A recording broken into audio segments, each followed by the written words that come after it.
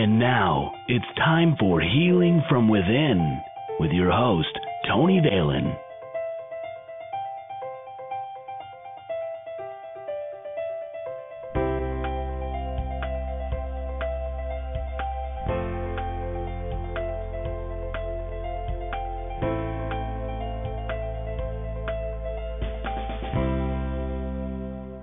Hello, everyone. Welcome to Healing from Within. I'm your host, Tony Valen. You can contact me, Tony, at TonyValen.com, or visit our website, healingfromwithin.net. Joining us on today's show is Mary Jo McCallie. Mary Jo is an angel therapy practitioner and medium. She is certified by Doreen Virtue, PhD.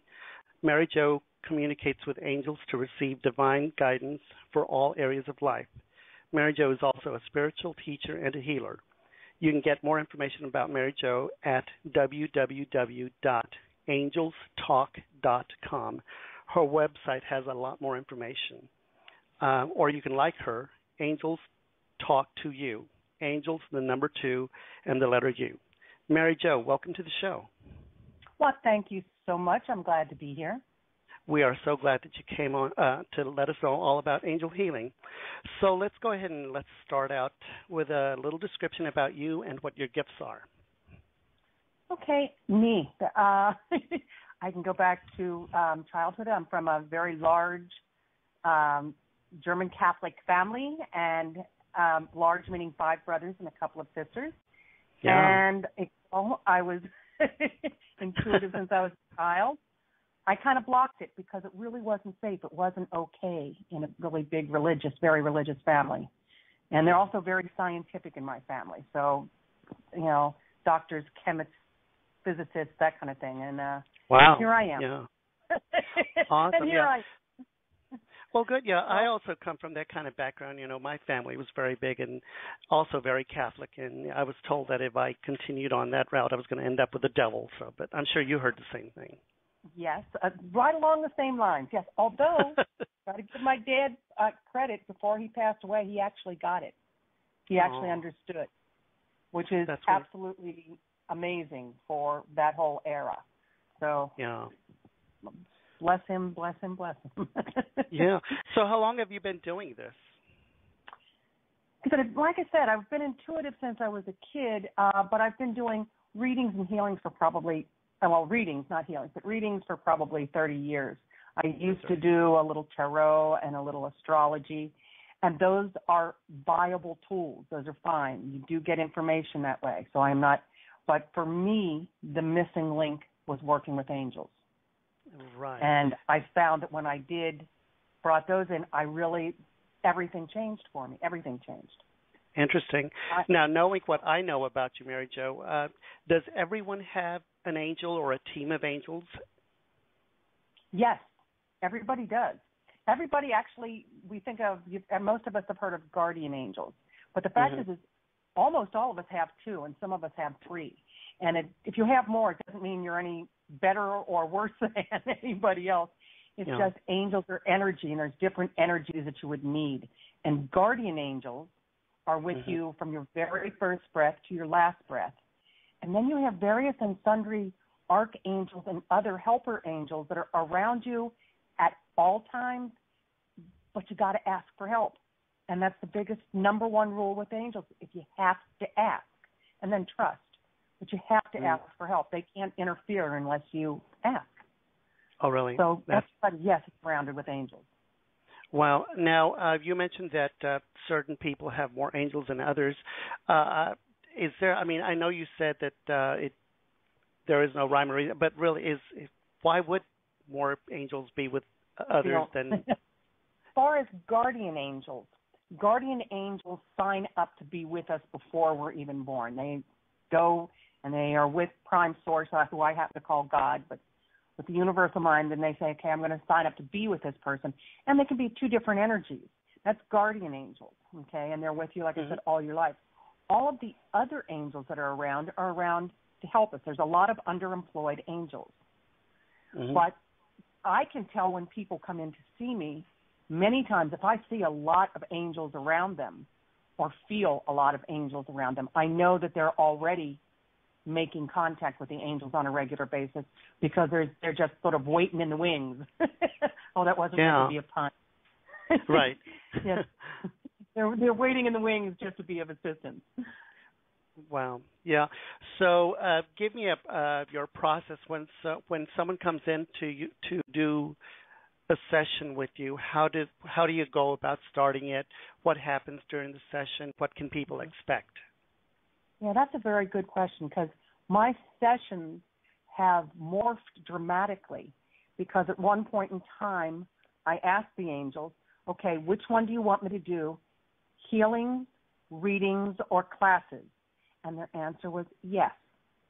And I went, no, which one? All three. Healings, readings, or classes? And they said, yes. And I went, all of them? Yes, you're really quick. Wow. And now my sessions, when someone comes in for a private session with me, is first we do a reading in which they can get information from the angels about steps that they can take, make everything better in their lives, be it their finances, their career, their relationships, but they can get all kind of advice with that.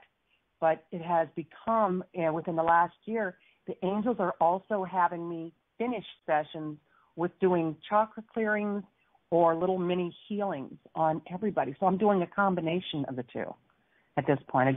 I used to do them totally separately, either a healing or a reading, but I do them together now. And again, that's because it's the guidance of the angels. I don't argue so much anymore. Right. And so they're the ones that pretty much inspire you, and they know, and they tell you what is needed. They tell me what I've got to do. Yeah, exactly. Got it. And wow, that's really interesting. So when you see angels, do they look? When you see or feel them, do they look like everyone expects? I mean, are they like a person with wings, or how do you see them? They can appear that way. They can appear that way because, now let's face it, angels are not dead loved ones with feathered wings. They are energies that have been created by God to help us. But it's really hard for us to imagine connecting with an energy. So they will often appear, and I will envision them most of the time, as having pretty much human form. I rarely see a face, but a human form. And because it's much easier for us to connect to, someone that we can relate to and sit down and talk to about stuff. So, yes, they can appear in you, but you may not see them ever. They may just form as a mist. Mm-hmm. There's a lot of ways they come in. Very interesting. Now, with the communications that you have with angels, it's sort of like, because I know that I've spoken to other people that are intuitive, and they seem to tell me that sometimes spirit will not let them sleep at night, that they're always talking to them, or angels. Do you have certain times, and do you have to tell the angels you need now and stop talking at this certain hour and let me rest, or how does that work? That's actually a really, really good question, because I will hear that from my students. They're like, I'm not getting any sleep. And I said, have you asked? Remember that whole thing, you got to ask? I said, tell them they don't always get what humans need. You've got to say, I want totally recuperative sleep. I don't want to be taking care of all the rest of this stuff. I don't want to be downloaded with more information either. Just slow it down. Let me get recuperative sleep. For me, I am very, very clear that the only time I really want all this information is when I am in my space and I call them in. I don't want to be able to walk. I am not whatever her name is, the Long Island medium. I do not walk. Teresa Caputo, Yeah, there you go. That is not me. I do not do that. For me, that is an invasion of privacy. I don't.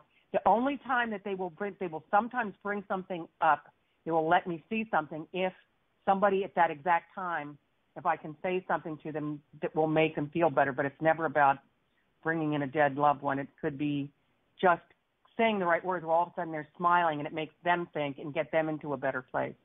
Not like I'm invading their privacy of what they're going on. Yeah, and I agree with you because I see Teresa Caputo as well. First of all, I agree with you 100% that it is very intrusive and evasive, and I feel that if you're going to do a reading for someone, you do have to ask their permission because that's very personal. And Yeah. So, I remember when I try to do that for someone, when you first start receiving and you get all excited and you want to show people what to do and what you can do, you do that, but then you upset people. So I learned the hard way that you cannot be doing that. Exactly. And I did the same thing. It's like, what's the biggest difference between what I used to do and what I do now? I was in ego all the time when I gave readings. Oh, yeah. Psychic art. And I used to love to wow people. That was my thing. I would feel really...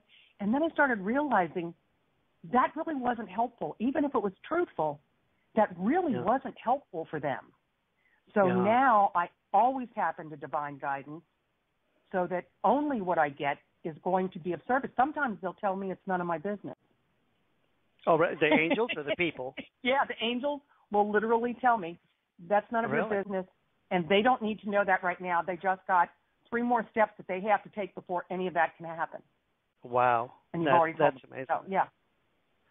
Now, I know that whenever I receive information, and you were talking about ego, and that's what brought that up with me. When I'm receiving something from ego, well, first of all, I feel like I have a little window over my head, like at a 45-degree angle, and if I'm getting information from that certain window, I know that I can trust that information. But if it's coming from anywhere else, I know that that's ego. How do you receive your information? Do you have a certain place that it comes from, or a vision? Or I think the way you envision it is perfect. When I say a couple of prayers always before I do any healings or readings or classes, and when I do that, that makes this connection really strong. And I know, and the whole prayer of protection is the fact that nothing is allowed into the energy that isn't from God, that isn't from Source, and isn't in the highest and best interest of whoever I am with. Only what's coming in. So, it may be that loudmouth Joe, who was a loudmouth over here, is a loudmouth over there, and thinks he knows it all. And it's very, very clear that the only information I'm getting is coming in through the angels. Awesome, yeah. And let me ask your opinion on another thing. Not too long ago, me and my producer went to a metaphysical store, and I know that it was a store. They offered stuff on everything from Wiccans to pagans to psychics to whatever. Anyway, we walked in the store, and we were looking around, and this lady that was there, I know, I can't even tell you, I don't know if you feel this, but she was scanning us. I could feel her scanning me and scanning my producer. I stopped her. I don't know how I did it. I just stopped it. But what do you think that means? What was she looking for when she? What did they scan for? What did they scan for? There are metaphysical shops that not everyone there is actually looking for your highest and best interest. They are scanning for competition. They are scanning. They're very afraid. Because everything is love or fear. If they're in fear, there's some of those places that are just in fear, and they're afraid you're going to take a position from them, or they want to know about you because they get your energy. Yeah. When you walk in, it's so strong. Your energy is so strong that they already get your energy. Yeah. Wow. Well, and it's like, oops. Yeah. Everything that you're talking about, it's so funny because everything you're saying is exactly the way I feel and what I think. And you just mentioned one important thing. I think that everyone in life either is living life out of love or fear. Those are the two things. Wow, and I just when you said that, that's the only two things that are really real: love and fear, and they can't coexist in the same place, in the same space and time. It's either love or it's fear. So if you're love, you're coming from God, Source, Universal Mind, whatever you want to call God, and if you're coming from fear, that's the lack of God being there. And every bad emotion comes from fear: the anger, the resentment. That's all fear-based. That's all fear-based. Yeah. And I also know that you studied under Doreen Virtue, and I know who Doreen Virtue, but for our listeners out there, can you please let them know who Doreen Virtue is? Doreen Virtue is the grande dame of everything angels. She's probably written 25 books and just about as many angel oracle cards. And she has all kinds of CDs and downloads. Doreen is, she came out, grew up metaphysically, but then she got her PhD and she was doing therapy. And then she found out when she was doing therapy that she did a lot better and had to take a lot less time of her patient's time when she called in the angels. And she's been amazing with angels. She doesn't do much work anymore. She does a couple of, she's really turned the reins over to her son, Charles. But Doreen, I met her years and years ago, and I knew as soon as I saw her that she was my next step. And so I went and I took, at that time, it was a full 5-day training for the angel therapy, and then you have to pass a bunch of tests and stuff. And the next year I took the last mediumship class that she gave. So it was, she's the real thing. She's an amazing woman. She's an amazing woman. Now, did she travel to Tampa, or did you go to wherever she is? Well, the first time I saw her, believe it or not, was at St. Pete Unity Church. Oh, really? And and that's when I knew I had to see her again. So then I went with a girlfriend to the I Can Do It. And at that time, the I Can Do It True was in Las Vegas. So I went to Las Vegas, and as soon as I took her class, I went, yep, she's the missing, and I knew immediately she was the missing puzzle piece. I knew that that's what my last thing was that I needed to do. Because I had a lot of abilities, but I needed to get that fine-tuning, that the thing of really being of service. This is why I'm doing it, only to be of service. Oh, yeah. And I just want to, again, let everyone know that this is Tony Valen, host of Healing From Within. You can follow our show, healingfromwithin.net, or directly contact me, tony@tonyvalen.com. And we are joined by our guest, Mary Jo McCallie. You can visit Mary Jo at www.angelstalk.com, and her website has a lot more information that I could even begin to tell you. She has a lot of information, and you guys need to check out her website. Mary Jo, in doing the research about you, I saw that you went to you went on a South American expedition to meet and work with shamans in the Andes Mountains and the Amazon rainforest. Can you tell us a little about your experience? Yeah, that was an amazing experience.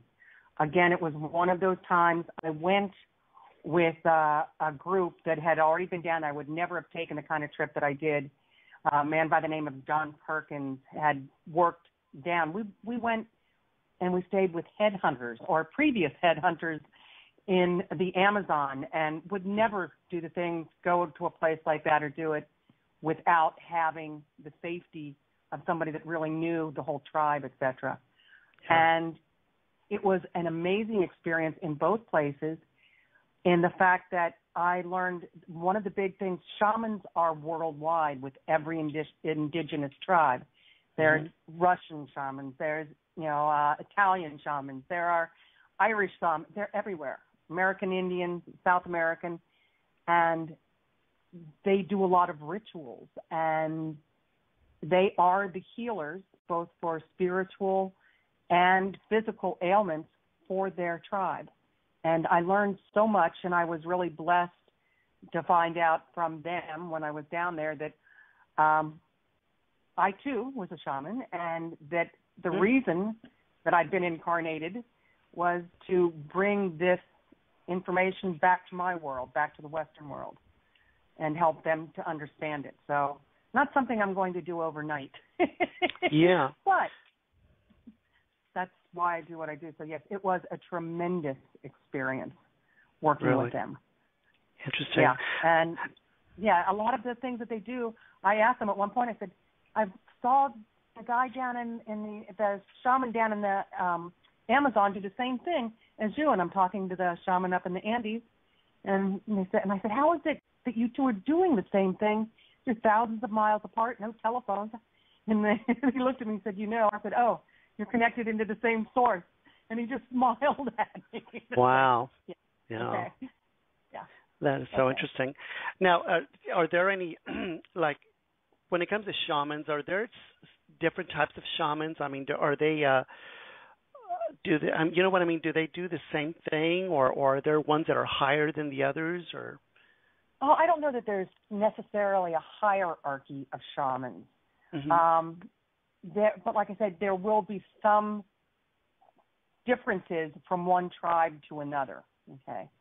Mm-hmm. But again, they are, it's the modern, there's so many modern shamans, and I'm sure you yourself are among them here in the U.S.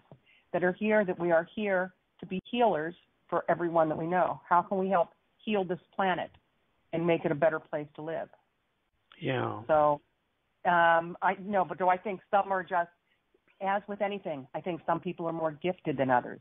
Some people are better at math, some people are better at artwork. And you have some shamans that are more gifted than others? Yes. But yeah. Go ahead. I was just asking because I know that, and I don't know because I haven't researched this, but I had someone tell me that with shamans there's, and I don't know the correct terms, something about naguals and teguals. Have you ever heard that? No, I'm sorry. I really don't know about that. Interesting. I can't help you there. Okay, no, well then I won't go there because I have no clue either. No, I really don't. Like I said, you have to realize everything that I did with the shamans in both places was through interpreters because they don't speak English. Yeah. So, it's not, and they would not, because they are truly, they only know their tribe and who they are, because we're talking, this really is the way we got in the Amazon to where the tribe lived was on hollowed out boats, on canoes that were hollowed out of a tree, and where the guys stand with the poles and hit the rapids and stuff. So this is not some place that you would go for a vacation. So, and they have never been exposed to Western world except for those of us that have been to their village. Interesting. So how did they, what did you learn from them? Again, it was listening and, again, really coming in touch with Source, because that's what they do. Shamans use ritual, and I asked about that. One of the things that really made a difference to me, they use rituals when they do their healings and stuff. And I said, if everything is, the only thing that's real is thought and intention, why do you do rituals? And they said, oh, good question. And they said, whether we believe that this physical world, the chair that I'm sitting in and the door that's next to me, if that's real, and then all of the stuff that we do is not real, or the other is true, that all of the intuitive things that we do, that's the real world and this is the illusion. He said, either way, if you take the thought and intent and you take a physical action with it and you bring the two together, it makes it more real in this world. It makes it take better, if you will. So there are a number of rituals that I still do to this day, and that I train people to do to help protect themselves and remove bad energy and the rest of that. And a lot of that was through them. Very interesting. Although Doreen got a number of rituals also. Oh, really? Huh. Yeah. What is, I was looking through your material and everything I read about you, and you are a spiritual teacher and a healer.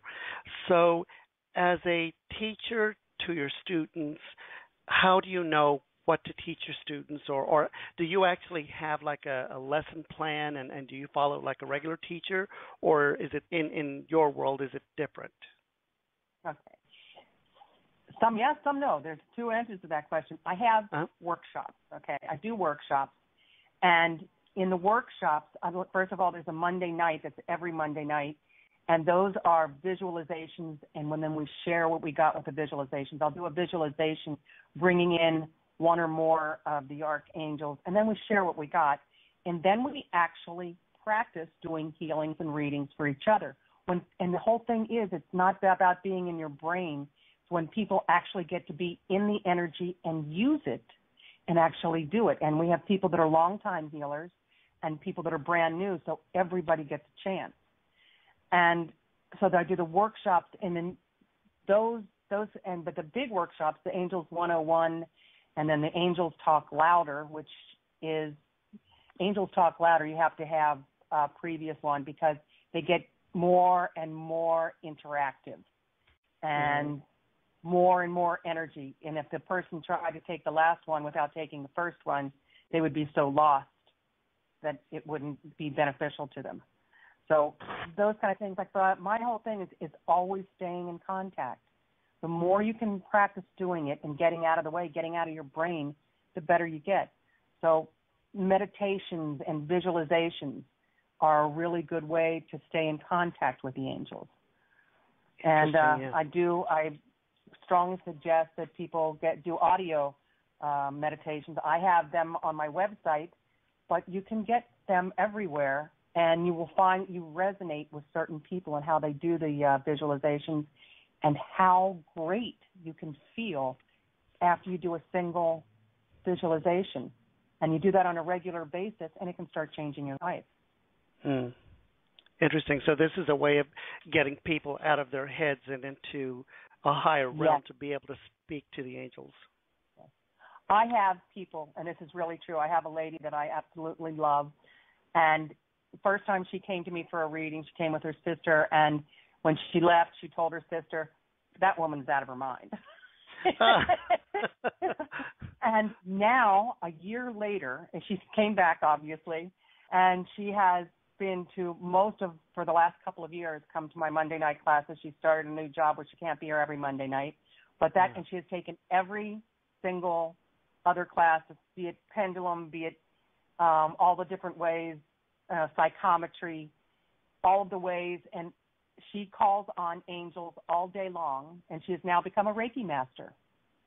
But even with that, even with healing, if you call in the angels first before you use whatever healing modality you do, it'll be stronger and better. I'm a Reiki master. I do theta, and I do healing touch, and I do, but those are all just different modalities to do the same work. The first thing I do is I call in Archangel Raphael, who is the healing archangel, and whatever other archangels I need to really intensify and make the healing that much more powerful. So, yes, like I said, even it's about calling in the angels all day long to find anything from a parking place to finding resolution on a problem that you're having with somebody at the office. They can give you answers on all. So you don't think the angel's going to say to you, like, excuse me, but a parking place, find a parking spot? Really? Are you going to call me for that? No, there's nothing too small, and they can be working with many people in many places of the world at the same time. But there's not. My husband will even go to me when we're in the car. He'll say, "Did you do that parking karma thing that you do?" And it's like, because I have to ask. If I don't ask, but if I do ask, I can have a parking place even during the holidays in a mall within 4 places from the front door that I want to go in. It happens all the time, every time, because that's easy for them. I'm sorry. Yeah, I was just going to say that I know that your teachings, because I went to your classes, and so much of what you're saying, it resonates with me, and I believe in. So let me ask you, because I don't know the answer to this question, but do certain angels work with the different chakras of the body? Do you know? Yes, and okay. Now here's where you go into the study thing. Depending upon who you read, depends upon who you think is connected with which chakra, which archangel. And I've gone into meditation. I asked them, I said, okay, so which one of you are connected with which? And they said, does it really make a difference? It doesn't make a difference to us. Just know that we are all there to help and call in whoever you need. Because if I tell you which archangels are connected with which chakra, you will find 2 other places in your research that will disagree with me and that will have other archangels.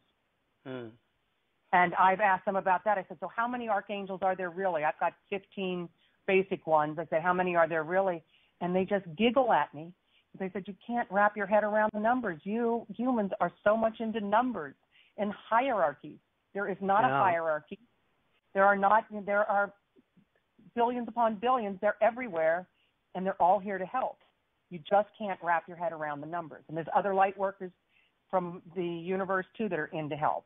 And we don't consider ourselves better or worse than. We're all working for the same source, for that, what we call love, what is love, that state of being. They're all working for the same guy, the same source. So it's not about being better than or worse than. They said if you needed a plumber, you wouldn't call a doctor. You know? Right. Yeah. It's not about being better or worse. It's like we all have different jobs and we can all help. Well, thank you for answering that, because I wasn't exactly sure, and that would make sense to me, because and the reason I was asking is because I hear different psychics and different people in our walks of life that always mention certain archangels working, but they're always working in different areas, so that makes total sense to me the way you explained it. Yes, and they all have different jobs. Your audio meditation that people can go to your website and look up, are they... do you use them for certain ways of meditating, or like are they guided meditations? Some are just music. Can you tell us a little about what you have to offer?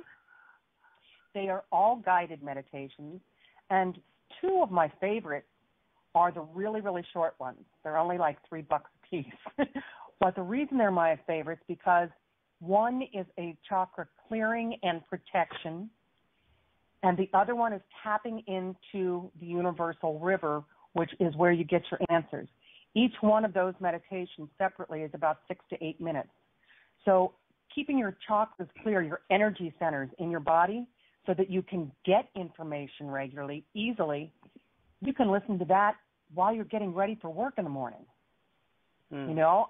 And so it doesn't take, many people don't have 25 minutes to listen to the other ones. The other ones are like getting 3 meditations in one because of all of the things that you get in the process of going into your sacred space and doing the meditation and the prayers. But the really short ones, it's something that everybody could do every day, and you don't have it doesn't have to be hard. And it is a great way to stay in contact with divine guidance.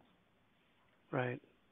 And I think that resonates with a lot of people because we're all in a rush and we want everything yesterday, so probably the little short meditations would help everyone. Yeah. The other ones I call in different archangels for different reasons. You might want to go to Uriel's scroll room to find out what your life path is supposed to be, or maybe you need Raphael's healing, or there's different ones. There's all different types to go. But my next goal is to start creating a few more short ones that people can do on a regular basis, even when they're pressed for time. Right. And what are the differences between, because again, in reviewing your information, you talk about affirmations. Can you tell everyone what the difference is between meditations and affirmations? Okay. Meditations, visualizations, and affirmations. What I do is a guided meditation. It's a visualization where you visualize, whereas the strict meditation is emptying your head of all thought. Visualizations guide you through a whole process, and you do get to think. You get to visualize things. Affirmations are written positive statements said in the present positive way. So affirmations are really good things to keep around you. And it's like one of the things I say for the highest and best of all concerned. I add that to the end of each prayer that I say. You know, can I do this for the highest and best of all concerned? Because sometimes what I think is best is not necessarily the best. Let it be the best for everyone that's concerned with this. Affirmations are great to keep around because they keep you positive.